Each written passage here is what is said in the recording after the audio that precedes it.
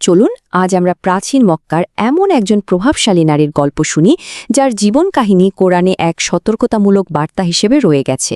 তিনি ছিলেন ক্ষমতা, সৌন্দর্য আর অহংকারের এক জীবন্ত প্রতীক, কিন্তু তার শেষটা ছিল সে গল্পেই আমরা আসছি। তো কে ছিলেন এই নারী? কি এমন করেছিলেন তিনি যে তার কথা কুরআনে চিরকালের জন্য লেখা হয়ে গেল? এই নারী আর কেউ নন, তিনি হলেন উম্মে জামিল। তার জীবনটা শুধু ইতিহাস না, বরং ক্ষমতা, হিংসা আর ঐশ্বরিক ন্যায় বিচারের এক টান টান উত্তেজনার আখ্যান। তার গল্পের গভীরে যাওয়ার আগে চলুন একটু দেখে নিই এই সংঘাতের আগে উম্মে জামিল আসলে কে ছিলেন। তিনি মোটেও কোনো সাধারণ নারী ছিলেন না, বরং মক্কার সমাজ আর রাজনীতিতে তার ছিল এক চেটিয়া প্রভাব। দেখুন, তাকে ডাকা হতো সৌন্দর্যের জননী বলে।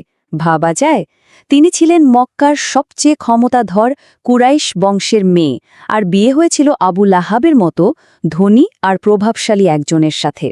কিন্তু তার আসল শক্তি সৌন্দর্য বা বংশ পরিচয় ছিল না, ছিল তার ধারালো জিভ, যা তিনি ঘৃণা আর গুজব ঝরানোর জন্য অস্ত্রের মতো ব্যবহার করতেন। আর তার উচ্চাকাঙ্ক্ষা, সে তো ছিল প্রবাদতুল্য। আর তার বিয়ে, ওটা তো কোনো সাধারণ বিয়ে ছিল না, এটা ছিল পুরোটাই একটা রাজনৈতিক চাল। আবু লাহাবকে বিয়ে করে তিনি শুধু সম্পত্তি পাননি, বরং মক্কার ক্ষমতার কেন্দ্রে নিজের আর নিজের পরিবারের নিয়ন্ত্রণ আরও পাকা করেছিলেন। তার কাছে ক্ষমতা ধরে রাখাই ছিল সবকিছু। তো সবকিছু তার পরিকল্পনা মতোই চলছিল, কিন্তু হঠাৎ করেই মক্কার আকাশে এক নতুন সুর বেজে উঠল। একটা বার্তা যা উম্মে জামিলের ক্ষমতার সিংহাসন নাড়িয়ে দিল। আর এই বার্তাটা নিয়ে এসেছিলেন নবী মুহাম্মদ সাল্লাল্লাহু আলাইহি ওয়াসাল্লাম। ব্যাপারটা শুধু একটা নতুন ধর্মপ্রচারের ছিল না, বুঝলেন, এটা ছিল মক্কার গোটা সিস্টেমের জন্য একটা সরাসরি চ্যালেঞ্জ। এই নতুন বার্তা বলছিল বংশ বা সম্পত্তি মানুষের মর্যাদা হবে না, হবে বিশ্বাস আর নৈতিকতা দিয়ে। এটা ছিল উম্মে জামিলের মতো অভিজাতদের নিয়ন্ত্রণের জন্য এক বিরাট হুমকি। দেখুন, উম্মে জামিলের কাছে এটা সত্য বা মিথ্যার লড়াই ছিলই না, তার কাছে আসল জিনিসটা ছিল কন্ট্রোল, ক্ষমতা।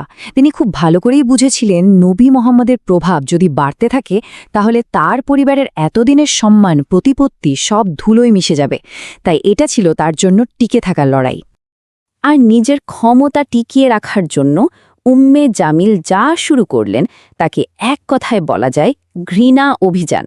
তিনি তার সমস্ত শক্তি আর প্রভাব কাজে লাগালেন এই নতুন আন্দোলনকে শুরুতেই শেষ করে দেওয়ার জন্য। তার এই বিরোধিতা কিন্তু একদিনে চরমে পৌঁছায়নি, এটা ধাপে ধাপে আরও ভয়ঙ্কর হয়েছে। প্রথমে শুরু হলো তার সেই ধারালো জিহ্বার ব্যবহার, নবীর নামে মিথ্যা আর গুজব ছড়ানো। এরপর নতুন যারা ইসলাম গ্রহণ করছিল তাদের সামাজিকভাবে বয়কট করা, ভয় দেখানো, এমনকি তিনি নবীর চলার পথে কাঁটা বিছিয়ে রেখে শারীরিক কষ্ট দিতেও ছাড়েননি। আর শেষে তিনি নবীকে হত্যার পরিকল্পনা পর্যন্ত করেছিলেন। আর তার এই ঘৃণার একটা স্পেশাল টার্গেট ছিলেন নবীর প্রথম স্ত্রী খাদিজারা। কেন? কারণ খাদিজা নিজেও ছিলেন মক্কার একজন অত্যন্ত প্রভাবশালী এবং সম্মানিত নারী। তিনি ছিলেন নবীর সবচেয়ে বড় শক্তি। উম্মে জামিল খাদিজার এই সম্মান আর প্রভাবকে হিংসা করতেন, তাই মক্কার অন্য নারীদের উস্কে দিয়ে তাকে একা করে দেওয়ার চেষ্টা করতেন। কিন্তু জানেন তো, প্রত্যেক গল্পেরই একটা টার্নিং পয়েন্ট থাকে। উম্মে জামিল আর তার স্বামীর অত্যাচার যখন চরমে, ঠিক তখনই গল্পের মোড় ঘুরে গেল। তাদের কাজের জবাবে স্বয়ং আল্লাহর পক্ষ থেকে এমন কিছু নাজিল হল যা তাদের ভাগ্য চিরদিনের জন্য নির্ধারণ করে দিল। ঘটনাটা ঘটেছিল সাফা পাহাড়ের কাছে। নবী যখন সবাইকে আল্লাহর পথে ডাকছিলেন, তখন আবু লাহাব রেগে গিয়ে সবার সামনেই তাকে অভিশাপ দেয়। আর ঠিক এর পরেই এর জবাবেই নাজিল হয় সূরা আল লাহাব, যা ছিল আবু লাহাব আর তার স্ত্রীর জন্য এক সরাসরি ঐশ্বরিক রায়। কোরআনের এই আয়াতগুলো ছিল একেবারে সরাসরি। এখানে বলা হলো আবু লাহাব আর তার স্ত্রী দুজনেই ধ্বংস হবে। কাঠ বহনকারী বলে আসলে উম্মে জামিলের সেই ঘৃণ্য কাজের দিকেই ইঙ্গিত করা হয়েছে, যেখানে তিনি নবীর পথে কাঁটা ছড়াতেন। আর পাকানো রশি, এটা ছিল তার যন্ত্রণাদায়ক মৃত্যুর এক অমোঘ ভবিষ্যৎবাণী। এই আয়াত শোনার পর তো উম্মে জামিল রাগে একেবারে পাগল প্রায়। একটা বিশাল পাথর নিয়ে তিনি ছুটে গেলেন নবীকে আক্রমণ করতে। কিন্তু কি আশ্চর্য জানেন, কাবা চত্বরে পৌঁছে তিনি নবীর পাশে বসা হজরত আবু বকরকে দেখতে পেলেও স্বয়ং নবীকে দেখতেই পেলেন না। আল্লাহ যেন তাকে অদৃশ্য করে দিয়েছিলেন। এরপর যা যা ঘটল তা যেন ছিল সেই ঐশ্বরিক ভবিষ্যৎবাণীর এক জীবন্ত প্রতিচ্ছবি। শুরু হল উম্মে জামিল আর আবু লাহাবের সেই ক্ষমতা আর অহংকারের করুণ পতন। প্রথমে তারা মুসলিমদের বিরুদ্ধে ৩ বছরের একটা কঠোর বয়কট চালাল, কিন্তু এরপরই পাশার দান উল্টে গেল। আবু লাহাবের এমন এক ভয়ঙ্কর ছোঁয়াচে রোগ হল যে তার শরীর থেকে পচা গন্ধ বের হতে শুরু করল। তার নিজের পরিবার, এমনকি উম্মে জামিলও তাকে একা ফেলে চলে গেল। সে একাকী অসহায় অবস্থায় মারা গেল। আর স্বামীর মৃত্যুর পর উম্মে জামিলও হয়ে পড়লেন একেবারে একা, মানসিকভাবে বিপর্যস্ত।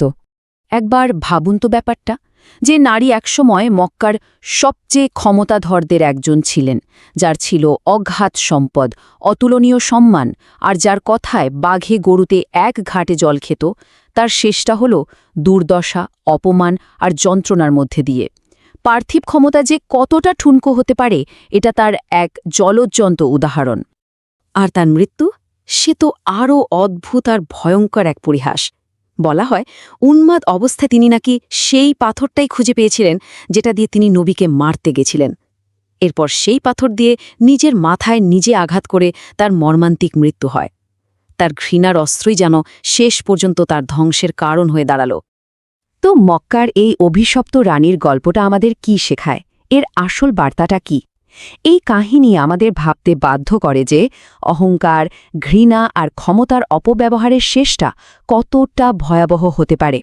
এটা আমাদের মনে করিয়ে দেয় যে চূড়ান্ত বিচার আসলে পার্থিব সম্পদ বা প্রভাব দিয়ে হয় না। এটা এক কঠিন কিন্তু চিরন্তন বার্তা, যা যুগ যুগ ধরে আমাদের জন্য এক সতর্কবাণী হয়ে থাকবে।